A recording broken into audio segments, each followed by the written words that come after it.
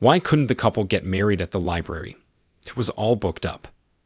Today, I'm going to recap a 2021 action crime film called Jolt. A quick warning, there will be major spoilers ahead. Lindy Lewis had a traumatic childhood due to the lack of care from both of her parents. Her traumas have only gotten worse with time, and she now suffers from the intermittent explosive disorder and only needs a mild trigger to leash out her anger on someone. After going through a lot of failed treatments, she was also sent to the military so that she could learn to channel her rage, but the results were no different than earlier. Eventually, her psychiatrist, Dr. Munchin, comes up with a treatment and provides her with an electric shock vest, which she uses to control herself from fighting with others. One day, in an attempt to be normal, she goes on a date with a guy named Justin. Although she tries to bail out at the last moment, but decides to stay as he seems like a nice person to go out with. As they have a conversation, a waitress comes over to take their orders, but when she keeps on rejecting the dishes Justin wants to have, it makes Lindy outrageous, and she barely controls herself from stabbing her with the knife. A few minutes later, while using the restroom, she overhears the waitress making fun of Justin. Lindy tries to use her device, but it has become less effective. So, Lindy loses control and beats her up, but then flees from the restaurant without informing him. The next morning, she takes the device to Dr. Munchin and asks him to fix it. While fixing it, he asked about her date last night, which was actually a social experiment, but she thinks it badly failed as she once again hurt someone. Although he returns the device, but tells Lindy the only permanent solution to her problem is to build a deeper connection with someone, and urges her to be in a relationship, but she leaves without saying anything. Although she has no plan to see Justin again, she suddenly gives him a call and asks him to meet her. In their next meeting, they get along pretty well, and she even shares her passion for photography. They come over to Lindy's place, where he tries to kiss her, but she gets upset, thinking she might hurt him as well. Later, Justin also finds out about her vest, but does not care about it at all, and they spend the night together. After waking up the next morning, she gets a gift from Justin and is overwhelmed to see it's a camera. After she thanks him for the gift, he asks her about her medical equipment, and she reluctantly shares about her disorder. She then requests him to stay longer, but he says he must report back to his office, where he works as the accountant, and leaves after inviting her to his house for dinner. She is overjoyous about this unexpected experience of being closer to someone, and excitedly meets Dr. Munchin to share her happiness with him. As she did not use her device at all last night, she thinks if this relationship works, she might not need it again. After visiting the doctor, she spends the day taking pictures with her new camera.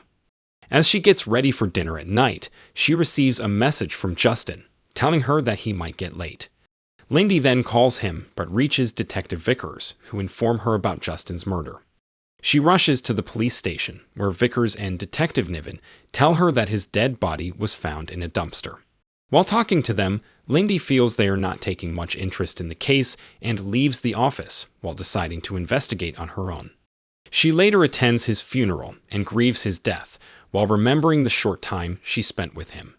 After being unable to control her emotions, she meets Dr. Munchin again, who gives her sedatives to calm her down.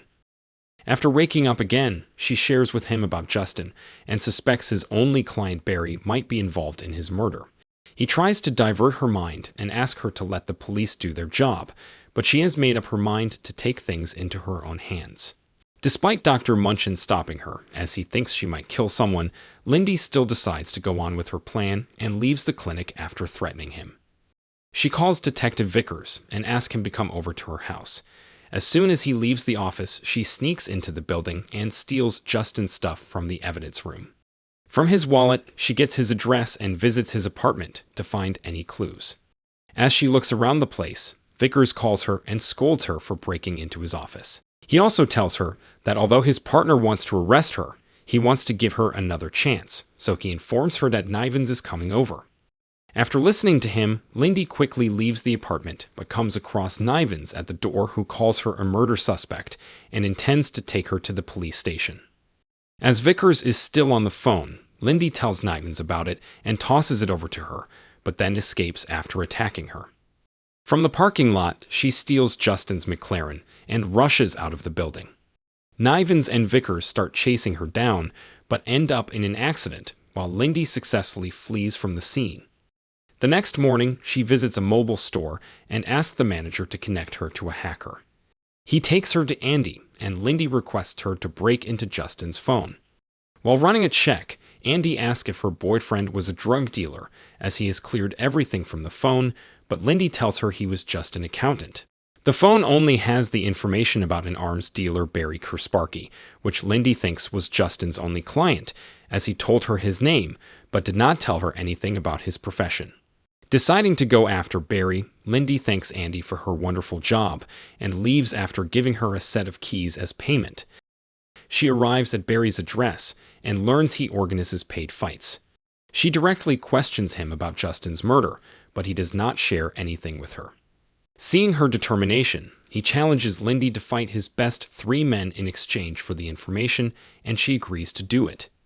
After she beats them all, Barry announces the results of the fight and takes her with him. In the car, his men try to kill her, revealing he only tricked her earlier, but Lindy fights back and tortures Barry for the information. He tells her that his boss Gareth Fizel killed Justin, but reveals that she won't be able to find him, as he is an influential man, and even the government is hesitant to go after him. Meanwhile, Detective Nevin visits Vicars at the hospital and tells him about Lindy's history of violence and assault due to her anger issues. After she leaves the room, Lindy shows up and thanks him for warning her earlier. She also tells him that she has found the killer and asks him to arrest Fizel, but he says they can't do anything without the evidence. Upon Vicars' question about the reason behind her determination to find Justin's killer, although she only met him a couple of times, Lindy tells him he was the only nice guy she met recently. Moved by her concern, he gives her Fizel's address, but warns her not to go there alone. As they discuss it, Nevin comes over and tries to arrest her, but Lindy manages to escape again.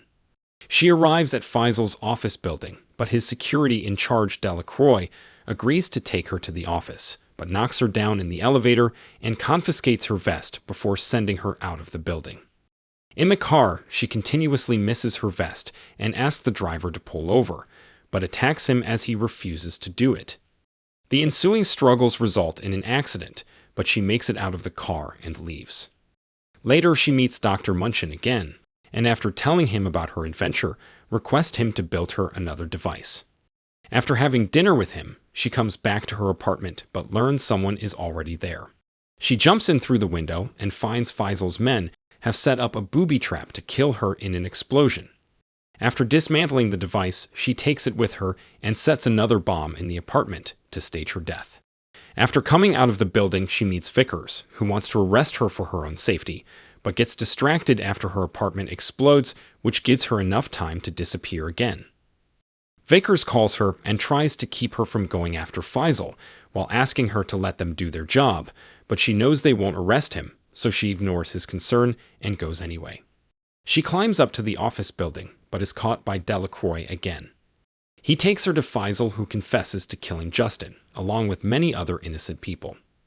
After listening to him, she can't control her anger, and snaps out again, but Delacroix knocks her unconscious after hitting her in the head.